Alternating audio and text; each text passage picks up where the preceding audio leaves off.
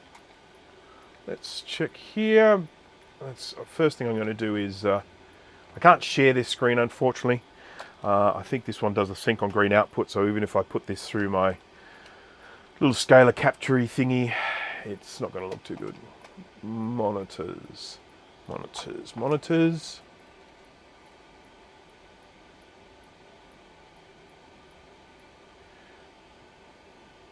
Oh, okay, millions of colors.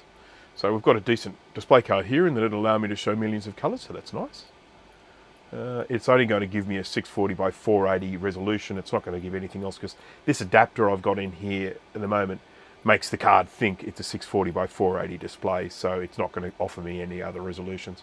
I don't know, this is probably going to be too bright for you to see, but I'm going to plonk it here anyway because that'd be nice. And we will put some batteries in. I'll have to get a power supply, won't I? Bugger, I don't think I've got one down here. I'll have to go up and pull one out of one of my Mac 2s. Piffle. Piffle. Piffle with a capital P.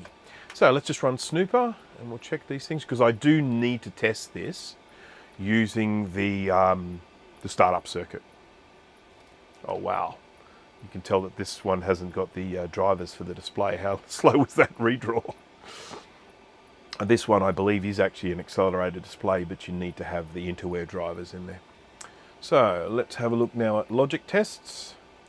And it's going to give me an error on the serial because I don't have the plugs plugged in at the moment, but I should be able to test everything else okay. So we're going to do a little bit of RAM test. And then while this is working away, I'll get into the chat and we'll start talking about some stuffs. Yeah, there we go. Doing this little test. So it's going to do a RAM test, and then I'll do a CPU test, and then it'll do an FPU test, and ADB test, and oh, it's going to be so much fun.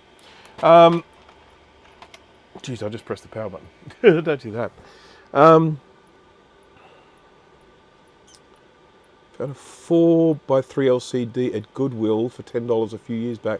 102 with 768 native resolution. It's interesting you say that. So I just need to mention this. I've got a particular LCD screen that I use for testing. It's in this sort of 16:9 aspect, which is obviously not ideal for these vintage. Same with this one here. You can see we've got the pillar boxes on the side of the screen. But it's this one that I've been using. It was cheap. I've had it for ages. Works with all these old Macs. And it just died the other day. Completely died. The power light comes on, but the this is just swearing. This is just giving me errors for the serial connections. The power light comes on, but none of the menus work. It doesn't display anything on there. I could potentially pull it apart and see if I can fix it. But I was actually walking past a pawn shop recently, PAWN, not PORN, and they had an old 4x3 Dell monitor in there for really cheap. So I'm tempted to actually go back there and grab it. Use that as my test screen because I would actually prefer to have a 4x3 screen for doing the testing stuff on these old Macs. Oh,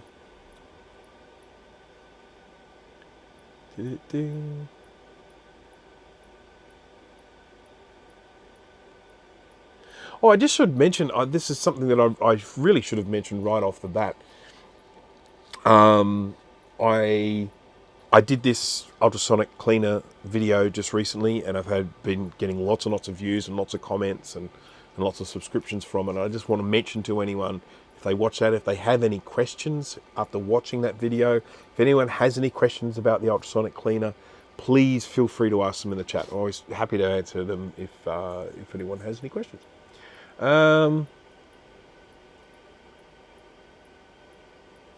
Some of those Dells have cap issues. I didn't want to hear that. Oh well. I'll have to just deal with that if necessary. So Steve, when are you streaming next? Have you finished your VCF East video yet? Just curious. Because keen to see that one.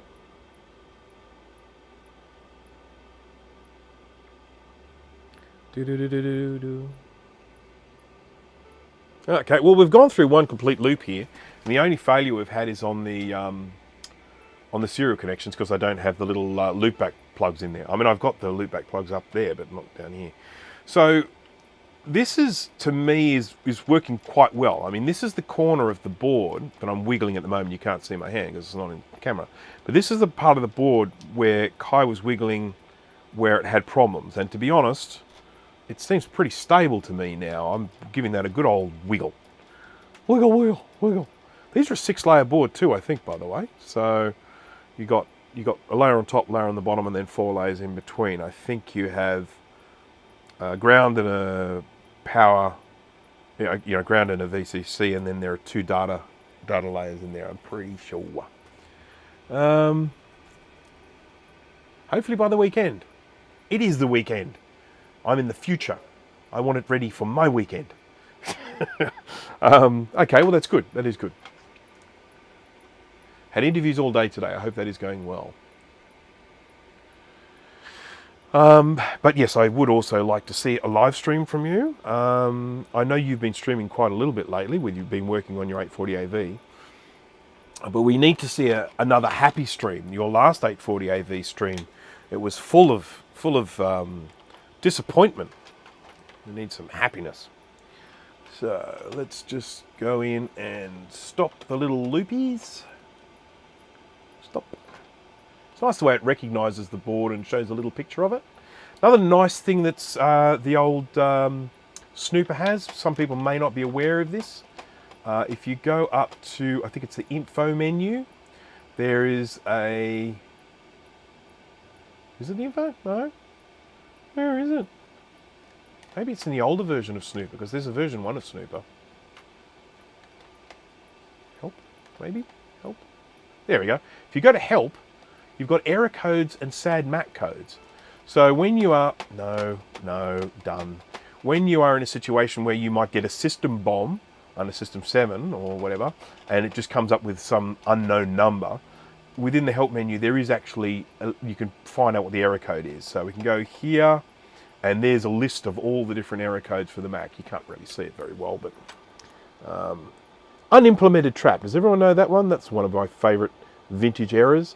So there's all the error codes. But then the other thing that it has is, in the help menu, is sad Mac codes. Looky there. And then you basically just go in and, waiting for it to focus, there you go. You just put in what the code is. So the Mac Plus or earlier, put in what the code is there. And then from SE or later, not used. Okay, A, B, C, there we go. So we go in, you select the A, and you select the B, and then you select the C, and then decode, and it'll show you what it means. And, you know, it is not necessarily the best sad Mac error code decoder, but it's all right. It's pretty good. So, and that's a little feature of Snooper that I think a lot of people probably weren't aware of. That's maybe something that I found out about because I did actually pay for this software back in the day. Only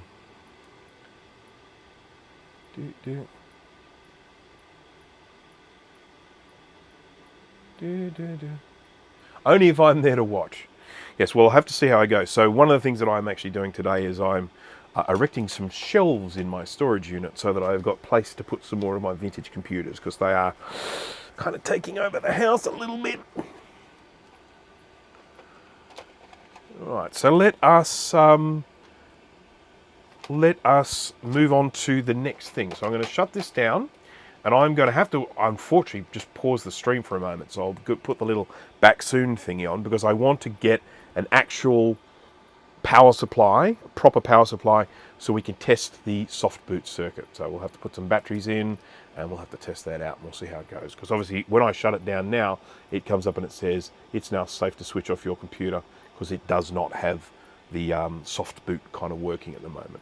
We are overriding it with my special power supply. Right, so let's disconnect this. We'll get this all ready.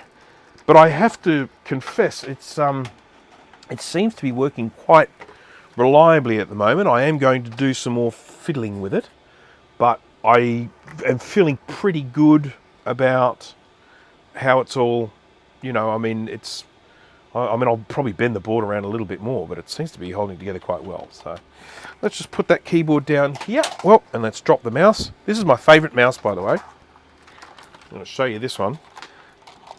this is an old Kensington ADB mouse. This is it here, and it's got 4 buttons on it. Sorry, it's a bit bleached out there, but anyhow, that's it there. Kensington's a bit grubby, sorry. So are my hands.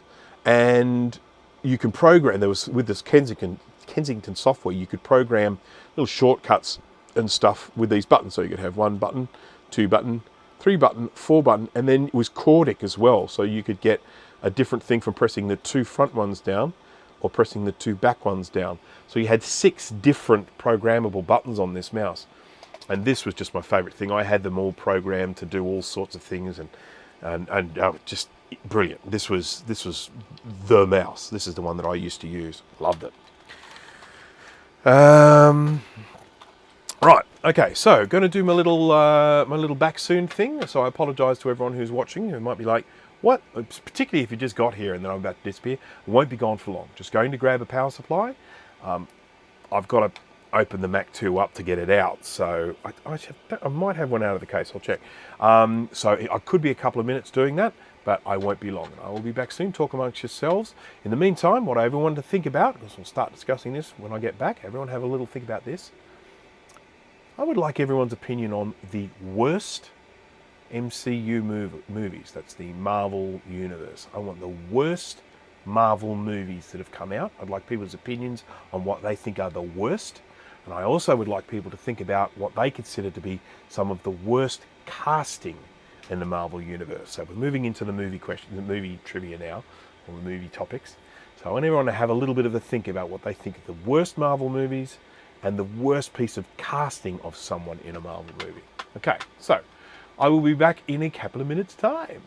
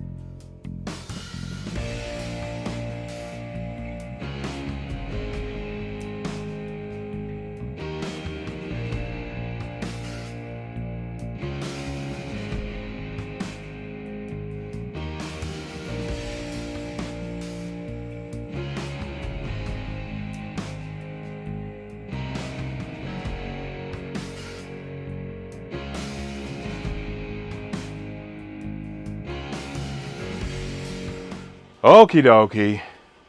Here we go.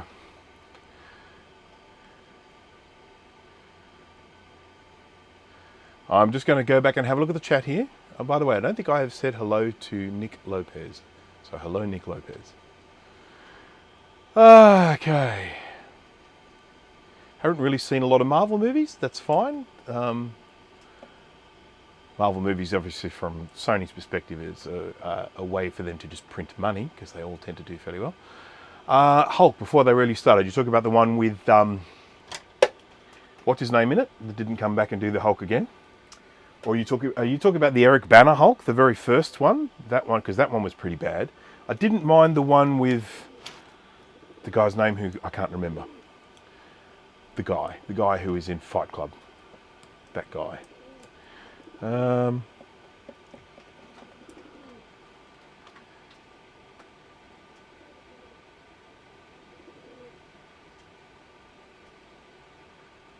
Black Widow's sister is hot. I have to admit, I really did not enjoy the Black Widow movie.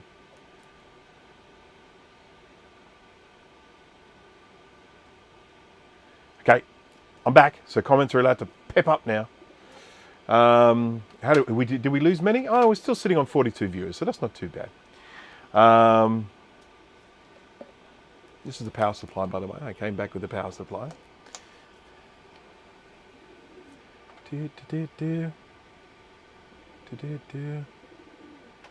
What is the fastest 68K Mac you own? I know the answer to that, but I'm going to let him answer to see if he knows. I don't know.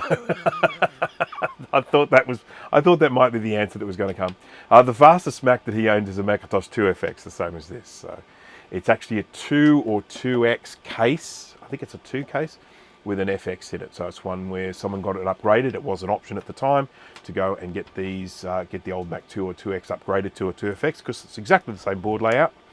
And you could just do a straight board swap to upgrade. And as I say, that was something that Apple offered. Now, I stupidly didn't come back with batteries, so we just have to hope that I've got 2 batteries here, otherwise I'll have to go away again.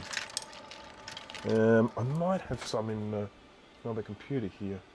Let's have a look. Battery. Whoops, something just fell down. I do believe it won't be an issue, I think. I don't think I've scattered things. No, that's good. We're all good. Everything's fine. This is all of my tools and bits for making blue scuzzies. So battery, I've got one battery here, but I need 2. One is not good enough. So I may have to go back up and grab, oh no, here's a battery. Let's just check and see that we've got power in both of these. How am I going to check that? Will I use a multimeter? And if I use a multimeter, will I use a Qwertee KM601 smart multimeter? Just how smart is it? Smart, I tells you. Right, so let's have a quick look at that one. Yep, 3.6, no problem there at all. Oops. And 2.9. That'll still be enough. Oh no, sorry, 3.6. Wonder where it got 2.9 from.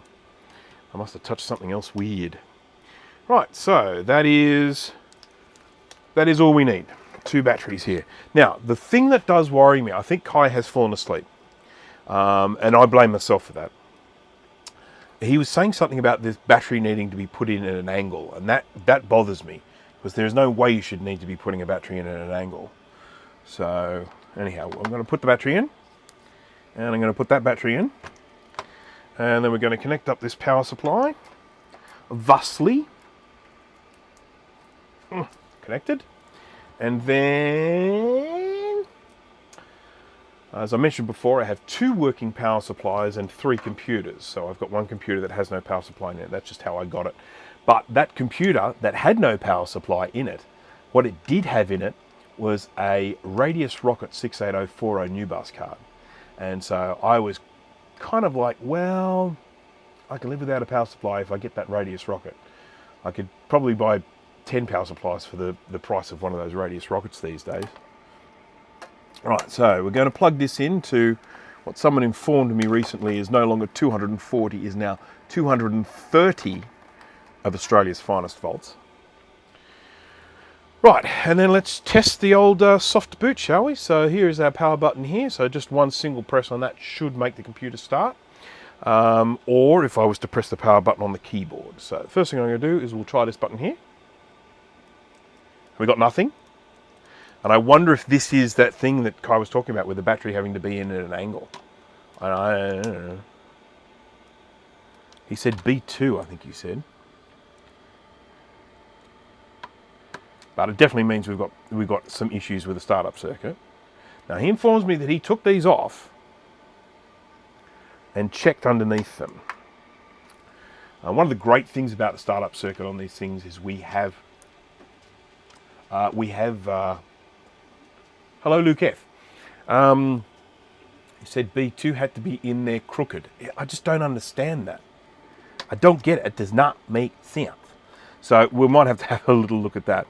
Startup circuit we have schematics for. So, you know, like quite detailed schematics of just the startup circuit. So it makes it fairly easy to diagnose. You can go in and trace it all around and find out where the problem is. But battery needed to be in there crooked. I'm not sending this back with a battery needing to be in crooked. Okay, so we get nothing. Nothing at all. Excuse me?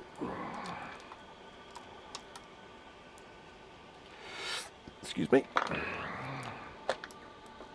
And that's not good enough. Just saying. Alright, let's get the power supply out of the way. And let's see. I think I will probably take these battery connectors off. Sorry, Kai. And we'll put them back on again. Just have a little look-see around. What? Everyone been to Tinker Different lately? Just asking. Is he going to make overclocking with spicy o'clock? No, I haven't. I have not. I haven't done any of the spicy o'clock yet. No. To be honest, I haven't really had a chance to do any sort of experimenting lately. It's been a little bit frustrating. I've been so busy with work. And of course doing this as well, doing the videos and the live streams and stuff like that. It just gobbles up so much of my time. It's been such a long time since I've actually had a chance to just do any tinkering and mucking around with stuff. Which is a real shame. Okay, that's okay. Oh, geez, that's a nasty looking trace. Look at that. Look at that one. Gee willikers. We're going to clean that one up. Look at the gunk on that. Oh, no, you can't see anything because I'm not in microscope view. Before everyone starts saying we can't see, I know. Okay, so, where was I? Gee willikers, that's right. Look at the gunk on this trace here. Look at that. Look at that.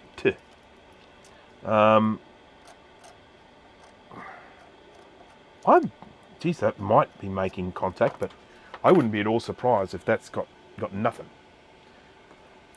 We'll check.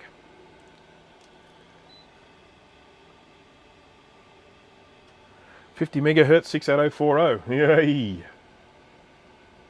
That is quick.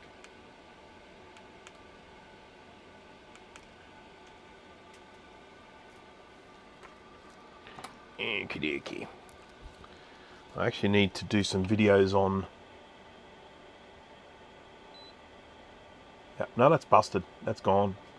That's history. So we need to do a little trace repair there.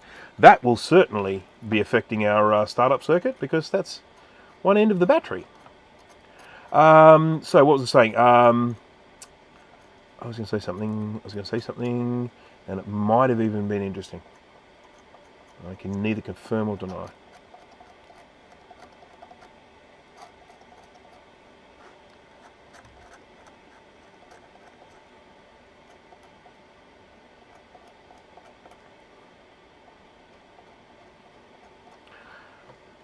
And I notice that Kai's done a little trace repair here as well. I'm going to remove that big piece of furry wire and just replace it with a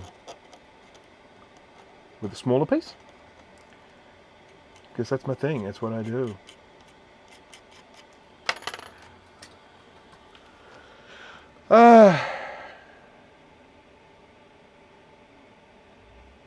Says it anyway, we can't see. Yeah, Jay's usually the first to tell me, and if I don't do something about it quickly, he then sends me a text message saying, "Scope view, please."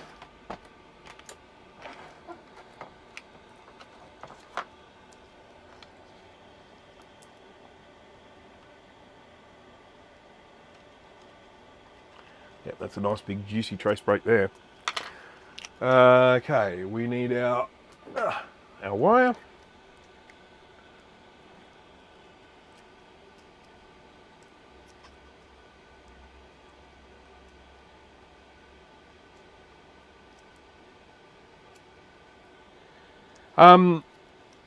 I'm seeing some mentioning here about the amount of RAM these things take. No,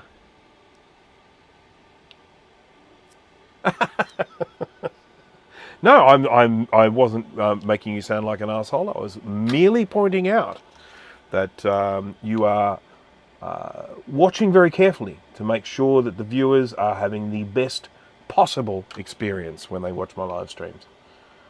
Now, you can't really ask for more than that, can you?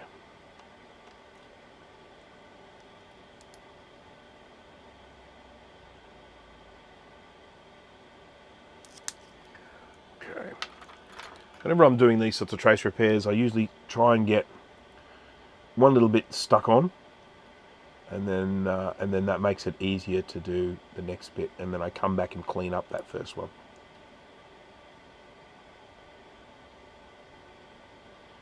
Oh, this is definitely sample 88. I can smell it.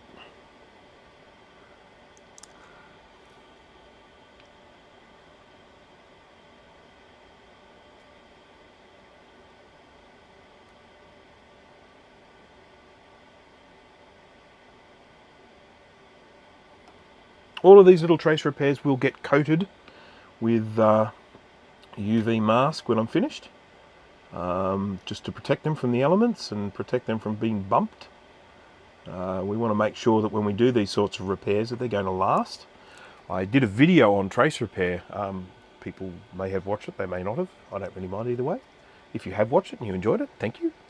And the number of people that in the chat would end up saying, no, you can't do that. It's not how you do it. It's not a genuine, proper repair. It's no good. No. And sort of thinking, well, okay, fair enough.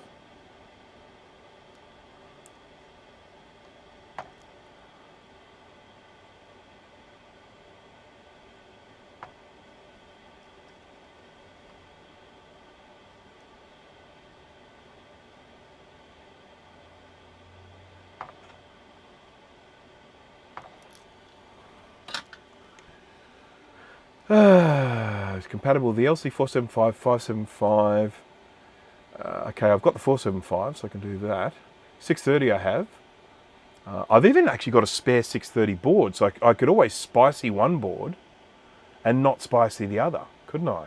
That's probably not a bad idea. Do that with the 630.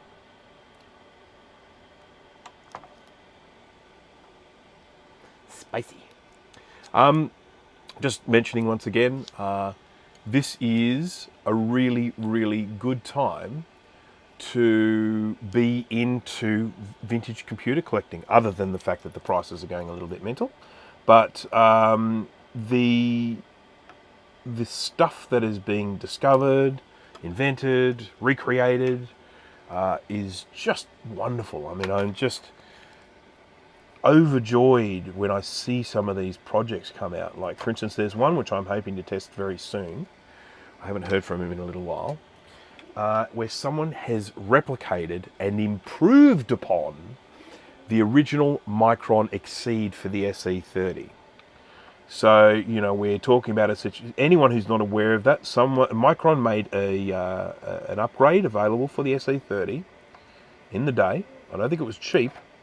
I'll tell you what, they're ridiculously expensive now. That would allow you to make a small hardware change inside. I think you put a card in, and then you had to swap over the little, what's it called? It's not the yoke connector, it's the,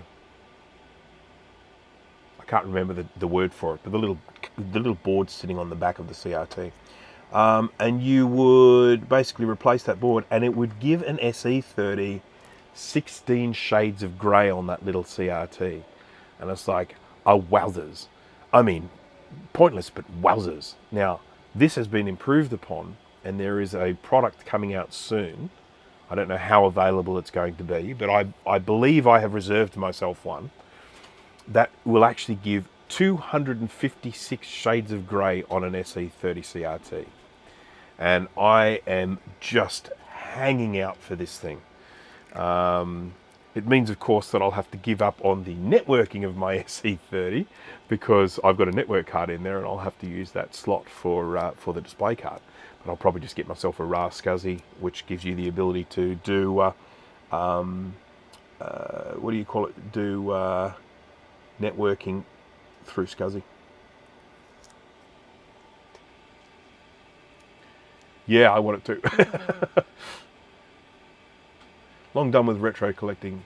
Out of the room and no more funds. Yeah, out of room and no more funds. Yeah, it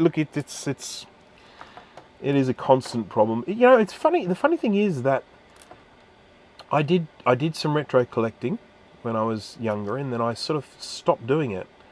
And I've come back to it in a way that is just, I mean, I have to wonder whether I am going to continue having this passion that I have now.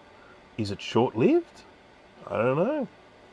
But at the moment, it is just my passion, big time. I walk around shopping centres with, like, shirts with a Macintosh on the front. Who does that? I'm the sort of person I would have made fun of when I was younger.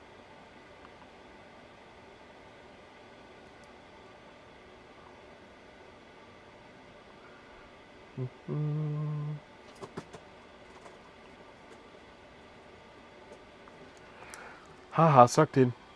Can't get to it anymore.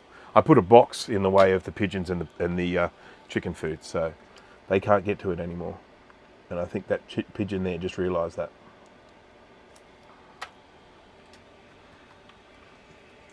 Cheers from Chile. Filino, is it Faccio? Filino Faccio? Hello. I hope everything is going well in Chile. Chile.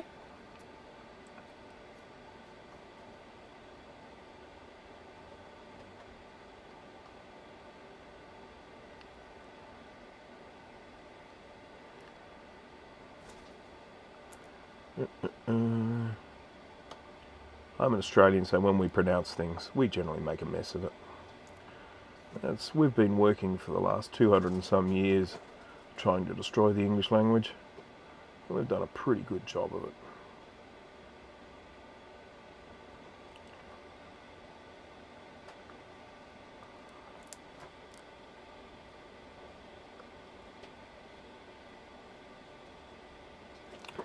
Oh boy. Boy, oh boy, oh boy.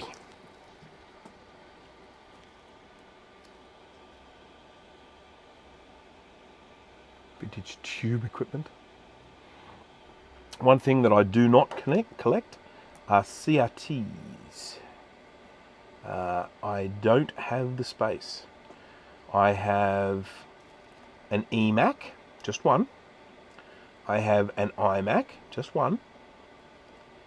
I actually have two, but I'm going to give one away. It's broken and I can't be bothered fixing it. So I'm going to sell it to someone for parts. They can get parts from it, or they can fix it if they want. What else? It just takes up too much space. I would fix it if it wasn't for the fact that I got a working one. This is essentially what happens. You know, if I've got something that doesn't work, it's the same thing that happened with my Qwertee 950 board. You know, you go, oh, I'm going to go fix this, and then suddenly you end up getting one that works already, and the one that you're going to fix just ends up sitting there. And this is essentially what happened with the G3. I got a G3 that wasn't working. I'm going to repair it. And then I got a G3 iMac that worked. And I just went, oh, I can't be bothered fixing the broken one. The one that I got that works is a Snow.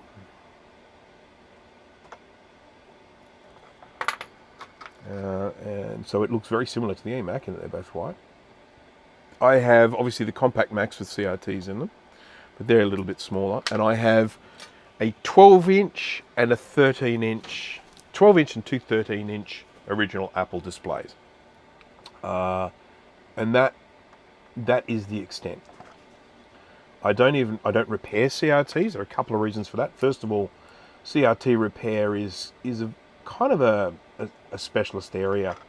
I have repaired some, and I consider myself reasonably competent in it, but I am definitely not a CRT specialist.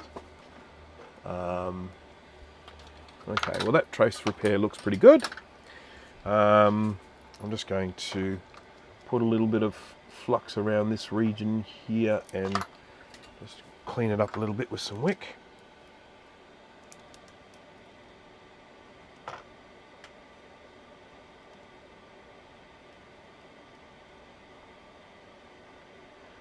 Here comes the smell of the sample 88 again.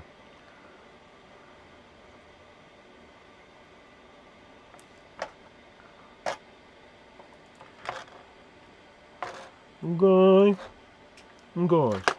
Right, so I have not removed the battery holders, but I'm hoping now that after doing that, I don't see any reason why having to have the battery in at an angle. But we'll do another test, because we definitely found a broken trace there coming from one of the batteries, which would be enough to stop the thing from working. So, back to top view. I am missing a lot of the chat, I do apologise.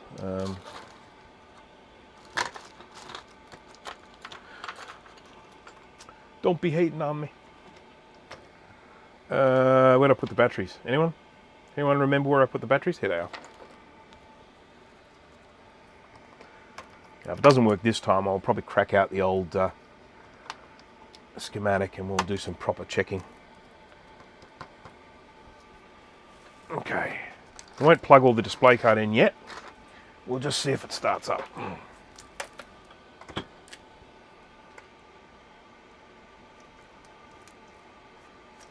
Okay, and still dead as a doornail.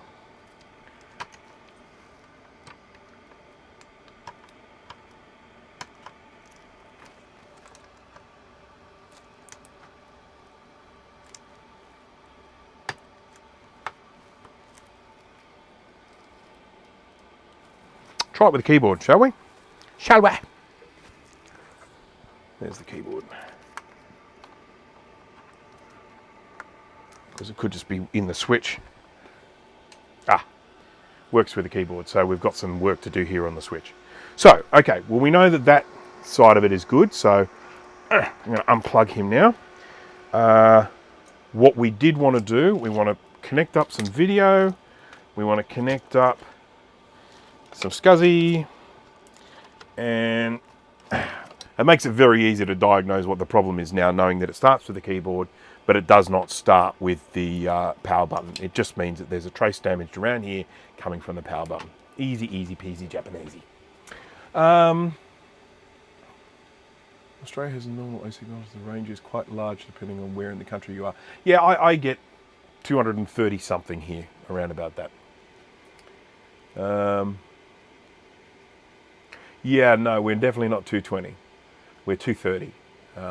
We used to be 240, but then they changed it to 230. So I'll contest it if you like. Shall we shove something in? Let's shove some things in. I'm going to get my power cable here. I'm going to get my multimeter here. I'm going to put it into AC power.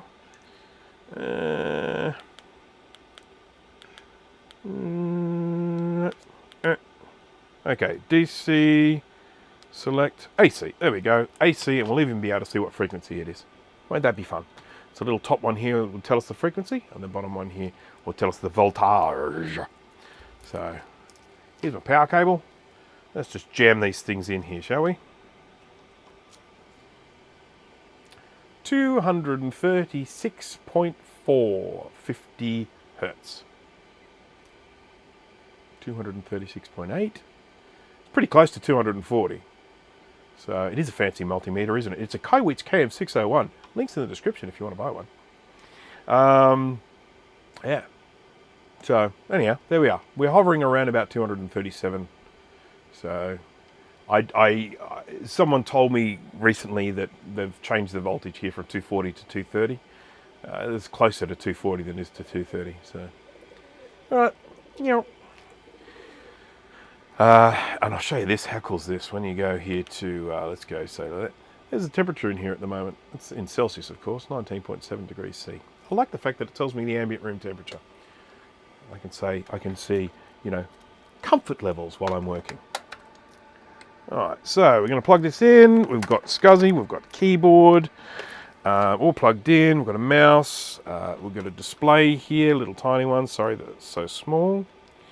And I will rig something up better one day, but for the moment, that's what we've got. And we'll fire it up. Oh, I didn't connect the speaker, so just imagine what the chime would have sounded like. Not getting video though. Oh, yeah, there it is. Just took a little time.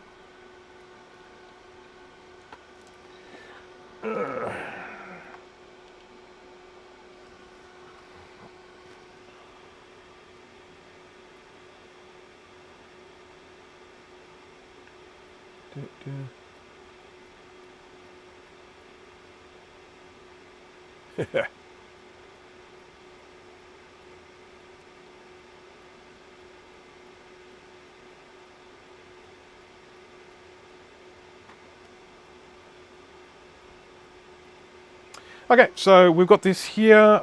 What I wanted to do with this, I wanted to see if the wiggling of the board would do anything when running off this mains power supply. I mean, not a necessary thought, but this is how Kai was testing it. So I want to make sure that I'm testing it under the same conditions. So I'm going to give this board a little bit of a wiggle. And I have to confess, it's seems pretty good to me. Not really having any issues. I mean, yeah, not losing power or anything. It's staying on. I sort of feel like it's pretty good. You know? You may do interesting things now. Well, we're actually getting pretty close to the completion, you know. I'm sitting on the... checking, just about 3 hours.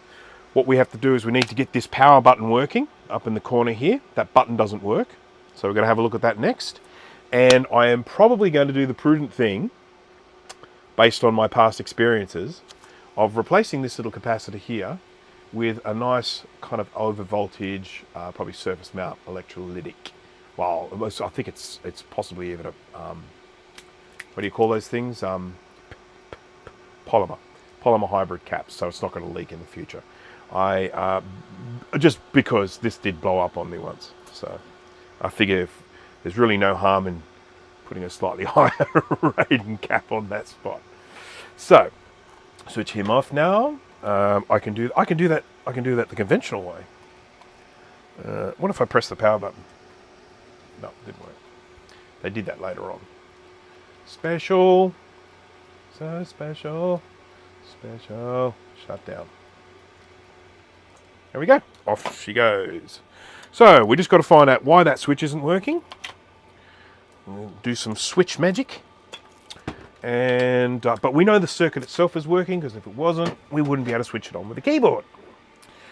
So that's looking good. Now we may end up having to take the switch off. I've had to do that before because there can be broken traces underneath the switch itself. First thing we've got to do is check and see if the switch... First thing we've got to do is take the speaker off. First thing we've got to do is check and see that the switch actually works. And I'm not even sure how to do that, because I, in all honesty, I've got no idea what the pin situation is on this, but we'll just muck around. How about that? What about there to there? Nope. What about there to there? Nope. What about there to there? Okay, that's got continuity. That hasn't. Hang on.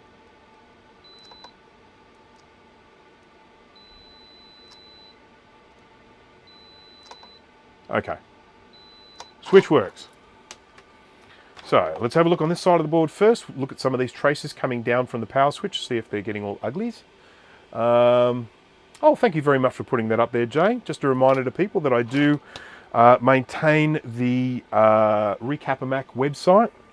I am trying to add things to it as often as I can. The truth is, I haven't been getting anything interesting lately. So most of the boards that are up there, it's hard for me to expand on because I can only put up the stuff that I work on. And these days, they may as well just be calling me the Mac Classic guy, to be honest.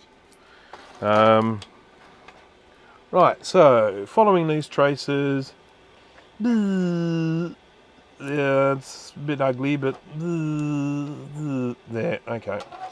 Let's just check that. Beepity beep. Go from here to here. No, wrong one. To here. Yeah. Okay, so we've got some nice continuity going on from there. Let's have a look underneath. I'm not in microscope view, but I will be. I will be. Dave's here. Hello, Dave. Does that mean it's time for me to stop?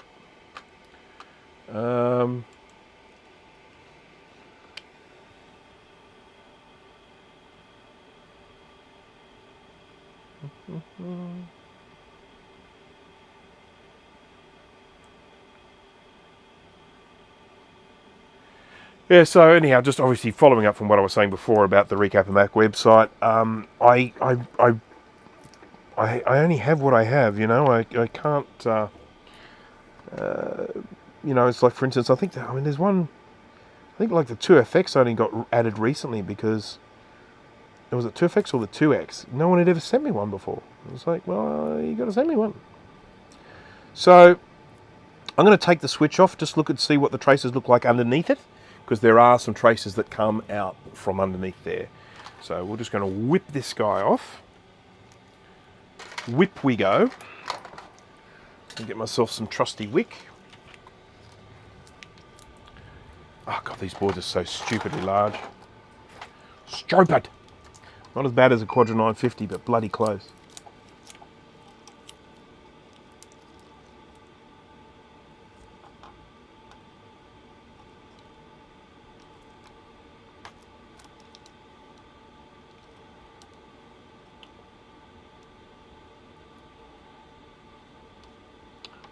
Some people sometimes ask me when I'm doing these things, why aren't you using your solder socket when you're doing this? I use the motorized one.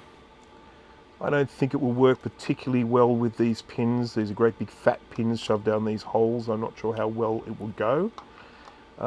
Using the mechanical one is can sometimes be a little bit rough on these little traces. So I think WICK is probably the safest and most effective way to do this one. It's going to be difficult because I won't get all of the solder out of the holes, I don't think. We'll see.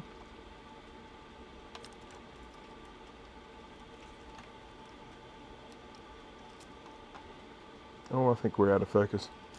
Oh, sorry, people.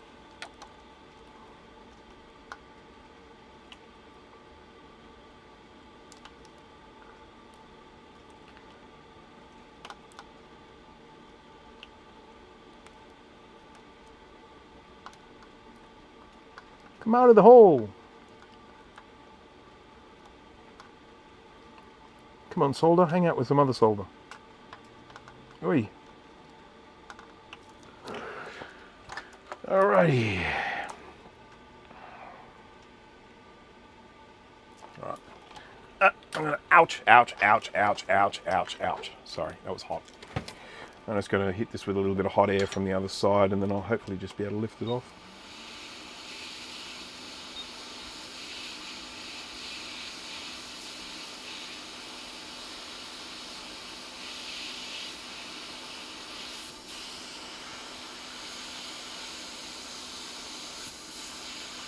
Not coming. I have had one of these off before. It can be done.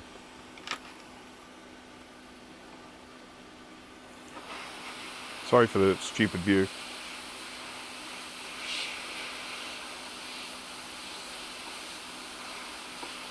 Here she goes. Yippee!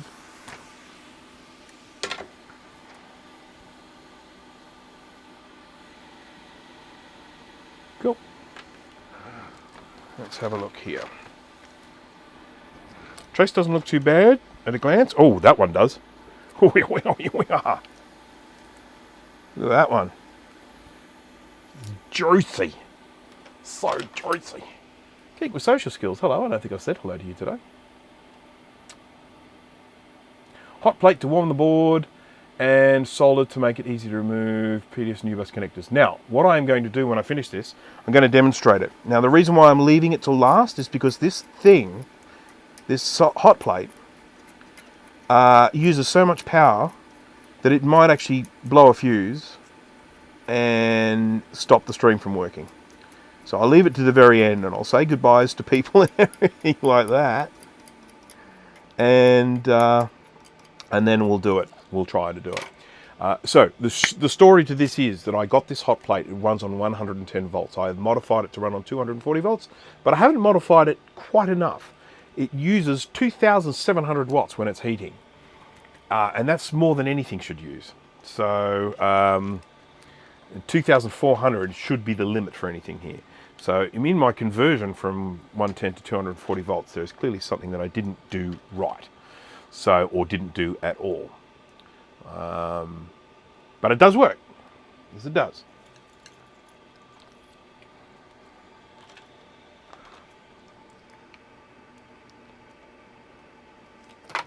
I've got a long time to make the decision about what flux I decide to use in the future, because at the moment I have heaps of flux.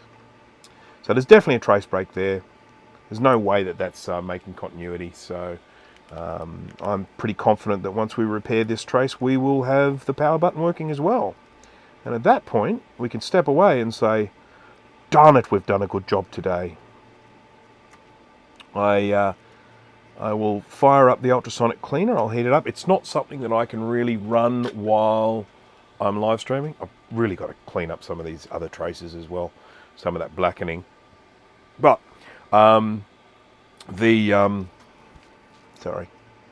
it's just staring at me. It's teasing me. The ultrasonic cleaner behind me is so loud, I can't even hear myself talk when it's going. So it makes it hard for me to do a live stream. The little cleaner, the little 10-litre one, not so bad. Oh, talk about pedantic. I had someone on my ultrasonic cleaner video the other day say, I can't believe you called it glue, it's epoxy. And I just thought to myself, wow. Interesting what some people get thingy about, isn't it? Especially when you go to the Loctite website and they sell their stuff as epoxy glue. I've always considered epoxy to be a type of glue, not different to glue. Glue being a broad term, epoxy being a more specific term. So anyhow, that was an interesting one. There was another one too. There's times when people get really... Oh, that's right. When I referred to the glue as drying, they said, it's not drying, it's curing. I was like, oh, I'm so sorry that I've caused so much confusion. How could anyone have possibly known what I was talking about?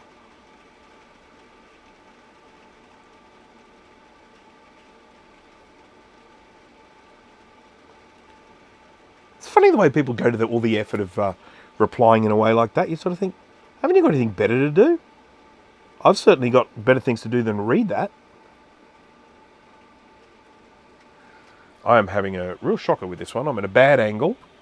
I don't get to choose the angle particularly well because it is huge. I'm going to just, I'm going to do something here. I'm going to do something here and do something.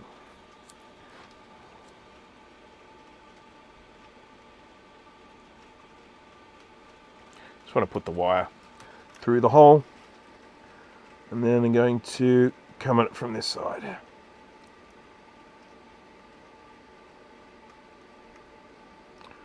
Wow, I'm making a mess here. Anyone would think I'd never done this before.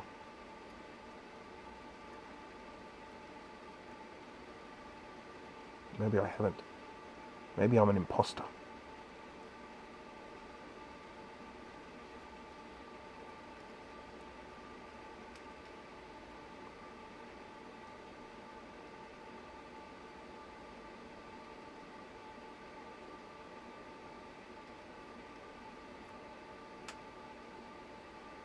Okay, we're done. Ooh-wee. I can't believe you called it Bondi and not Bondi. I mean, check out the hot plate trick at the end. Cool bananas. So I'll do that shortly. I believe we are literally minutes away from this working, because that was clearly a very, very nasty looking trace there. We'll restore some continuity here. I really should check the continuity. You can get kind of a bit arrogant and go, yeah, that's fixed. But it's a good idea to check. Because that's another thing that people get funny about if I don't check. People go, I can't believe you did that repair and didn't check continuity afterwards. I can't believe you did that.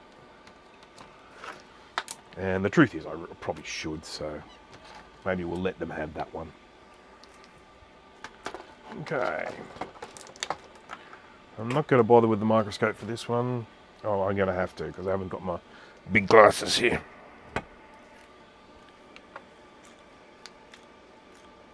Okie dokie. Let's get some solder. Solder.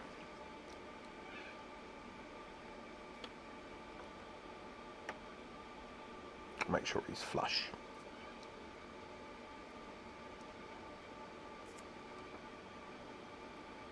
Okay, he's all flush. He's looking good. And I'm going to just melt that wire to this pin. Just wherever possible, I try and make my repairs as durable as I can.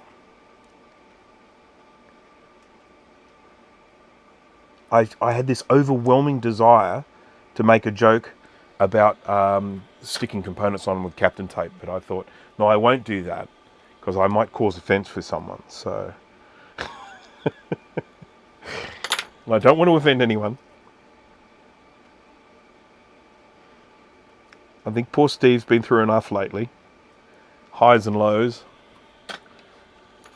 He doesn't need any more little insults from me.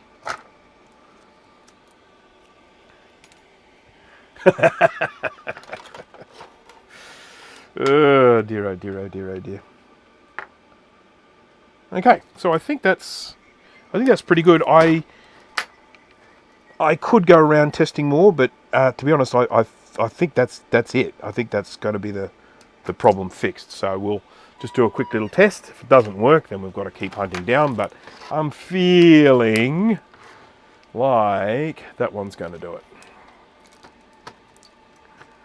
Try a different PDS slot. New bus slot this time. I love the way new bus slots feel when they slot in. They've just got a lovely kind of in there type feel. Nice sort of strong slidey action, and then they just feel like they're in there. Always love new bus connectors. Love them way more than PCI slots.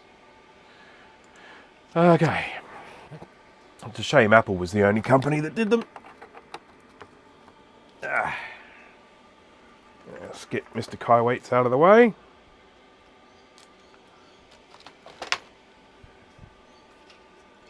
Whoa. Whoa.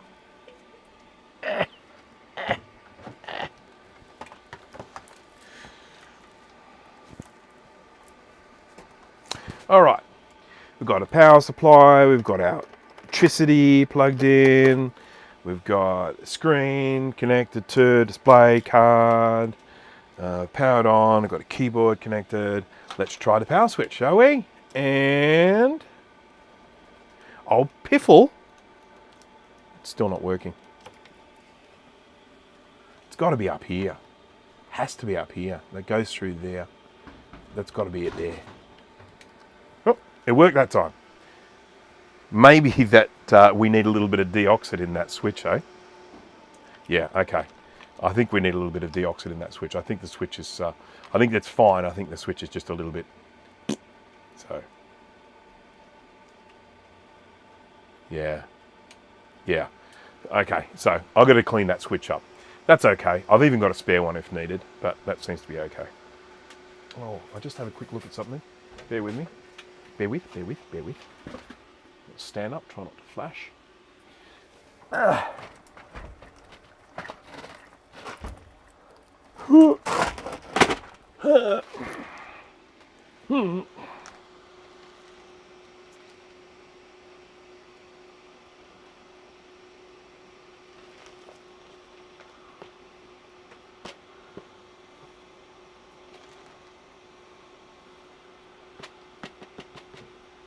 That's not what I wanted.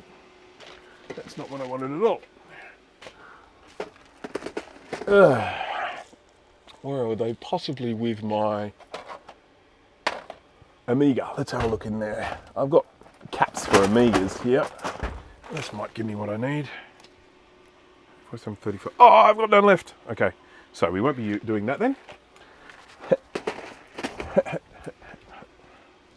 What about this one? I'll just see. Oops.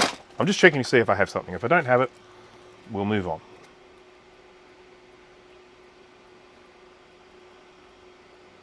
I don't have it. So let's move on.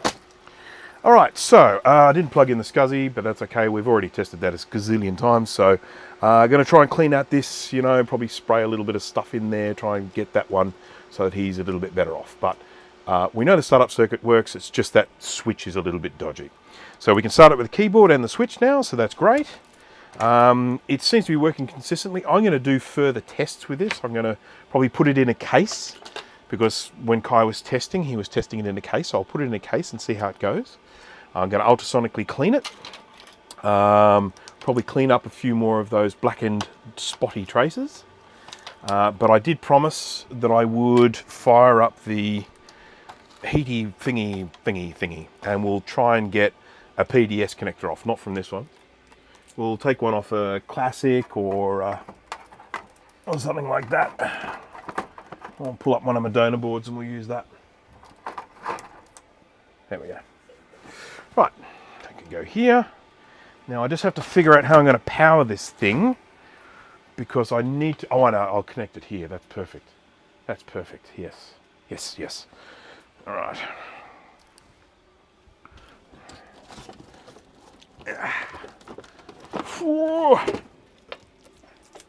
This is it here. It is not actually a 946C. This is a knockoff of a 946C.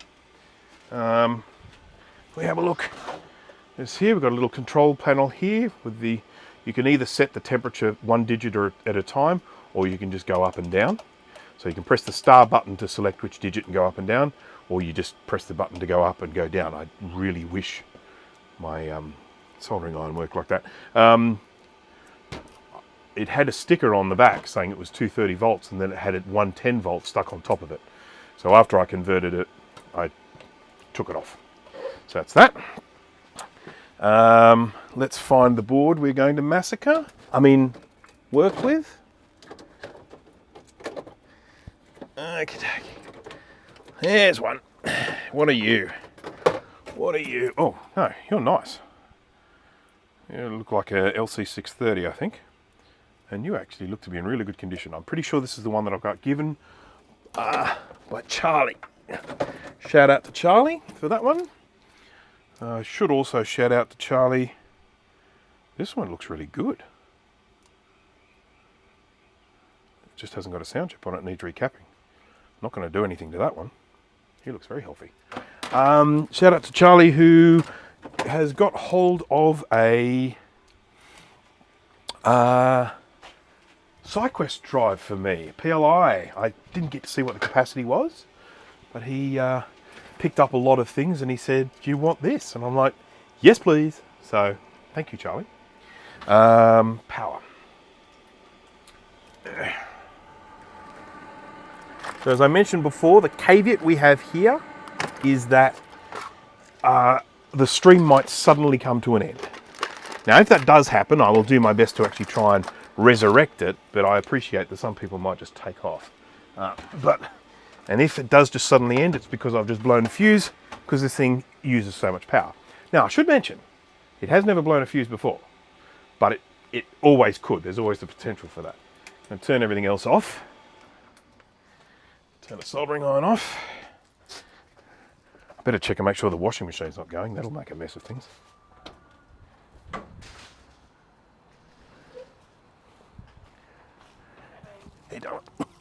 Do you mind just holding off putting the load on for about 5 minutes? Oh, okay. Is that cool? Because I'm just going to use a huge amount of power.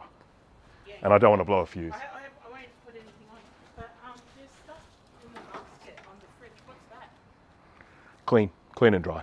Oh,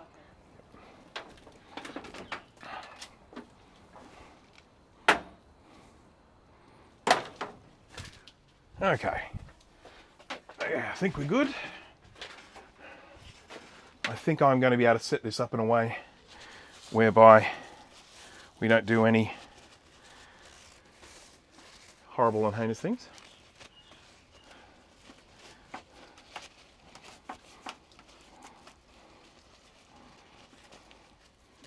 I will try and fix this thing, by the way. I am going to try and make it so that it doesn't consume so much electricity. Okay, plug this in here, switch him on here. Okay, nothing popped. And then I'm going to power this on. So, just get ready for a minute. 3, 2, 1. Okay, it's heating up now. It doesn't really take long to heat up. It's got a little dial on the front that tells you what the temperature is. Once we get to this stage, you can't touch it. You know, you can touch the very bottom of it, but this thing just gets so insanely hot. And I'll be able to drop a little bit of flux cleaner on here, and you'll be able to see what ends up happening. Kai informs me that these are heated using the same things that they use for heating kettles.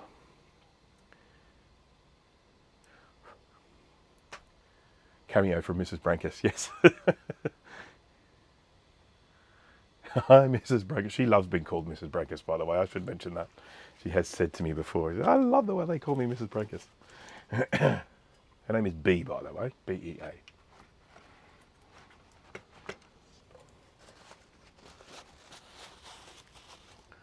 little bit of smoke coming off. Here's something I can show you. If I get some solder, some solder, and we'll drop that on there. We'll see what it does. It's there. It's just started melting now. There we go. It's now in little balls. And that's the flux burning off there. Okay. Now the thing is that once this then hits that temperature that I've set it to, which is 350 degrees C, it will actually, it doesn't use as much power holding that temp. Now, one thing I didn't do here, and I really should have did, is if you are removing any of these sorts of connectors, this is what we're going to remove. We're going to remove this connector here. If you're going to be doing that, first thing you need to do is check very carefully that all of the pins are straight. One of the things that people do, or when these were assembled, they would often put these components in, bend 1 or 2 pins, and then solder the lot in. So you end up with 1 or 2 pins that are bent over. Now, when it comes time to removing this, that can be a real problem. You can end up with a real issue with that 1 or 2 pins holding it in, and then you're just having a lot of trouble getting it out. Okay, lights are flickering now. That means this has come up to temp. Can you cook shrimps on there? You could. We do call them prawns here, though, not shrimps. So just so that you know. Right, so I'm going to plonk this on here now, like that. It's going to make some awful smells and stuff like that. But what I do here is I get a little piece of solder and I put it near the thing that I want to remove, like there.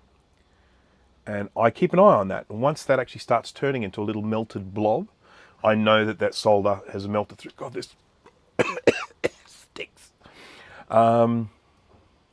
Put another prawn on the hot plate. Okay. So with 2007 watts of draw, does the power cable feel hot to the touch? It's a good question. No. No, not really. Okay. Yeah, I should have the fume extractor on.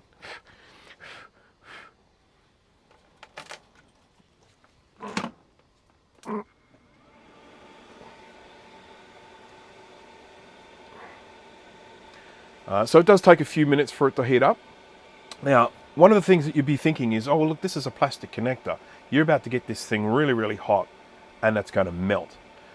Interestingly enough, it doesn't happen. Sometimes these things do have like a couple of little plastic locators. So there's a hole and they'll have a little plastic thing sticks down, and that's to help make sure that this thing is aligned. So to have those little locators on there, they can sometimes melt a little bit at the end because they're so close to the hot plate. But in terms of the actual connector up here, no, doesn't happen. Now, important thing, this is going to get hot enough so that any components that are on the other side of this board, they have the potential to just be knocked off. The way the top of this is designed, you can, it holds these very, very still. So you generally don't need to worry too much about, you know, bumping it as long as you're reasonably careful. But you just need to make sure that when it comes time for removing this thing, you know, maybe use something to kind of hold it still while you pull the component up. So let's say I've got a little pair of tweezers here. I might hold the board still while I pull that up. And then when you've got what you want off the board, switch the power off and off it comes. Now, caveat.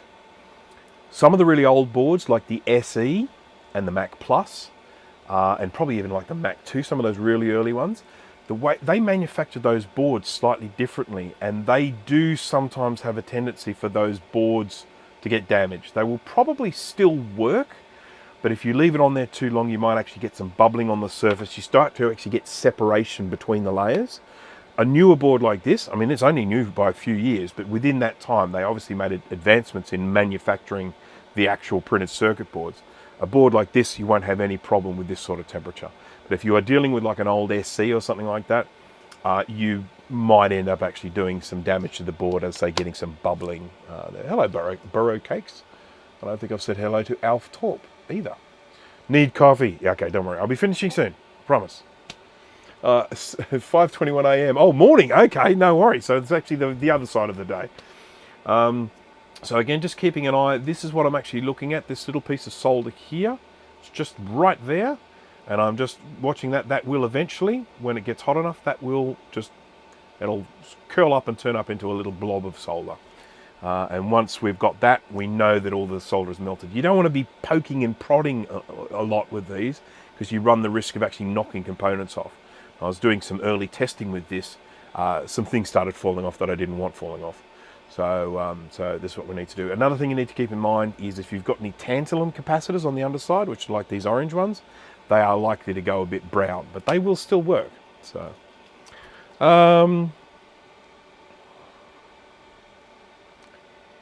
yes, delamination would be what it is, because yes, I imagine they are all laminated together somehow. Gregory Brady. The connector is probably epoxy. I'm just going back up here. Okay, still waiting, we're still waiting. I know that this heater does have parts of it that get hotter than other parts, and I haven't really figured out where they all are yet. It is useless with my FLIR thermal camera. I think it's just too hot, and of course this surface is reflective as well. So when I look at this with a thermal camera, it's anyone's guess as to where the hot and cold parts are. We're still waiting. Just waiting for this solder to be soldering. You will start to get a bit of smoke. So if I get some flux here, and I just drop that on there.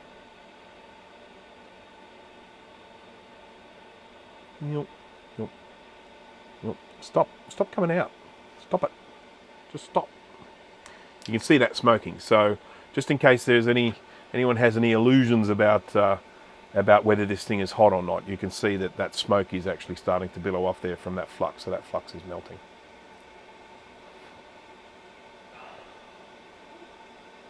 And I would say that you can use this same process for removing a PDF slot like that.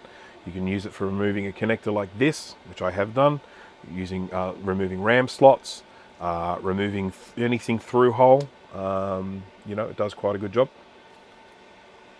But as I did mention at the beginning of the stream, it does take a few minutes. Captain tape to hold. Yeah, you can probably do something like that. Because for people who don't know, this stuff here, Captain tape, it's this yellowy stuff. It's actually heat resistant tape. I'm hesitating to touch this at the moment because I don't want to knock anything off. This is certainly one way of getting a crystal off. Let's see if this. I'm just curious to see if this is melted enough for me to remove that. No, not melted enough yet. Still waiting. Still heating. Heating when I'm waiting. do this on a dead board only. Well, I've done it on a live board and it still works. So there you go. I did it on this one. I used it to remove the ROM chips, which I have now replaced with sockets. But I did do this on this board, and this board still works. And as I mentioned before, this one has a tantalum cap, and you can see it's gone quite brown. It's gone quite brown. But it still works. This board is still in perfectly usable, functional condition, and has been through this treatment, this exact same treatment. So, yes, you can use it on a good board, but you need to exercise a lot of caution. It's taking for ages.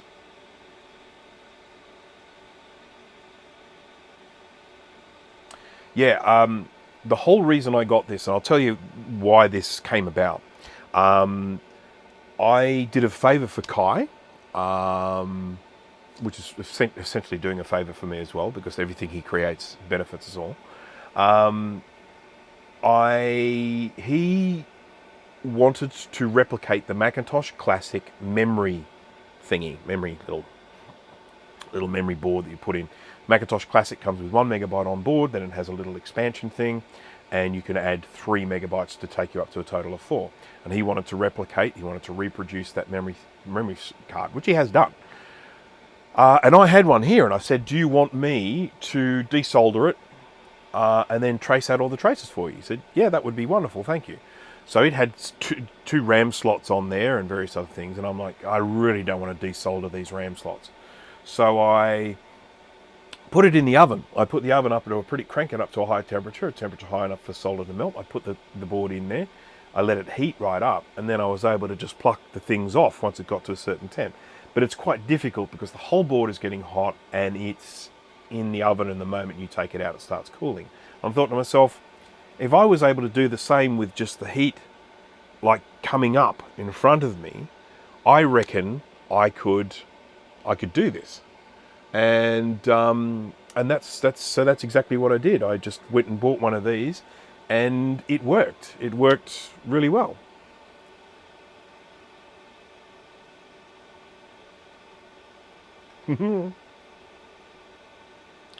Oh, is the solder melting? Is it? Still looks like some of it's melting. I can definitely see some of the solder melting. This stuff here looks melted. Yep, that's melted.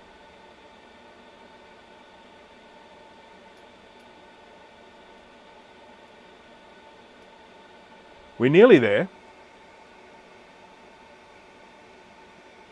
I'll put some on the other side as well.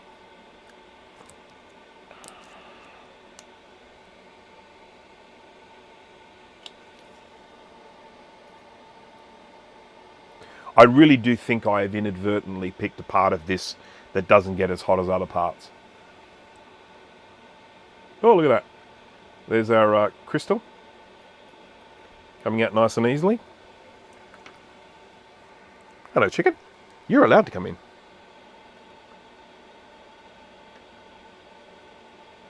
See, just plonks out. Can plonk it back in again. Uh-oh. Just got to check my messages. Steve's just sent me a message. If he sends me messages midstream, I know they're important.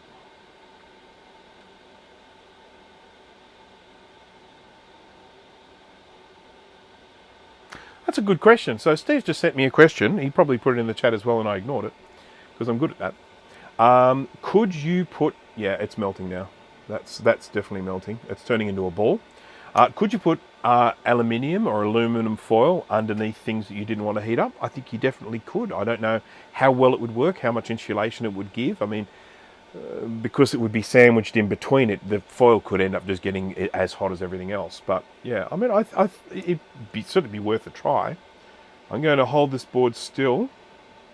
See if this is going to give yet. No, it's wiggling just a little bit. But we're not at releasey stage yet. I reckon I could probably get these out, these sockets.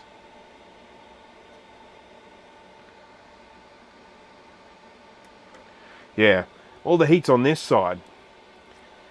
The problem I have is I don't want to move it now because components will probably fall off the bottom, and then that's my demonstration gone. Okay, this is starting to melt. Yep, this one on this side starting to melt. He's starting to turn into a little ball, which tells me we're getting the heat everywhere. So let's see if we can get him off now. I'm going to just... How long's that been? I haven't really had a timer on.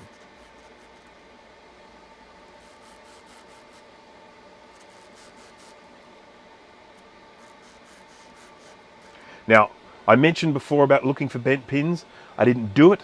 It was too late by the time I remembered that. I was already on here. It was already hot. But there is our connector. And it's freaking hot, but it's not melted. Hasn't melted. It is fully intact. Ow, ow, ow, ow, ow, ow, ow, ow, ow, ow. You can see it's fully intact. All those pins are looking good. We're all fine. That is one completely and totally intact PDS slot. So obviously if you now wanted to put in a new one, you're going to have to get all the solder out of these holes, but that's a hell of a lot easier to do without pins in there. If the pin's not in there, getting solder out's nice and easy. You're going to go through a ton of WICK, but you'll be able to get it done. So that is removing that PDS slot without any damage to it all. And as I say, you could do the same thing with a RAM slot or a big connector like this. This connector, of course, is stuffed, but I'm just wondering if we'd be able to get this one off. And again, just needing to make sure that the board stays still so that you don't accidentally remove anything from the bottom. Yep, I think I could get that off if I wanted to, but I'm not gonna. So I'm gonna switch the power off now because we've basically achieved what we set out to do, and that is removing that without melting it. And this will need to just sit and cool. It will take quite some time, as then I'm going to go away and leave it and let that cool down entirely. And I will be able to lift that board off and you'll find all the components will still be on there. So, yeah. Ta-da! Okay, so let me just check here. It was about 10 or 11 minutes. Okay, so now we know, around about 10 minutes. So what I'll probably do with this live stream is I'll probably put in a little link to this bit and make reference to it, because I know that there have been a few people that have been asking this question, you know, how do I get one of these slots off? And I was like, this is how I do it, and it works well. So, all right, well, I would like to say I'm going to wrap things up now. I'm going to finish things up, going to get on with the day, have some breakfast finally. It's 1:30 in the afternoon now. And I want to thank everyone for watching. I do appreciate it. Anyone who is new to the channel and watched today, I do hope you enjoyed it. As I said, I do these live streams as well as the pre-recorded videos. I try and keep these as fun and light as possible, but I do appreciate 3.5 hours might be a little bit much for some people.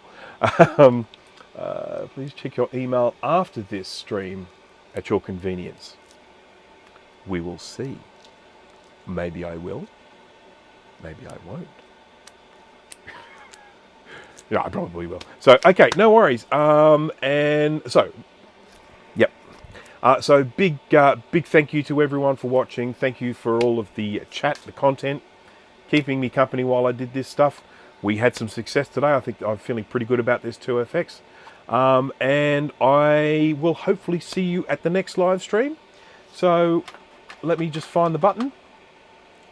There it is. Here it is. So thanks again, people, and I will see you next time. Bye-bye.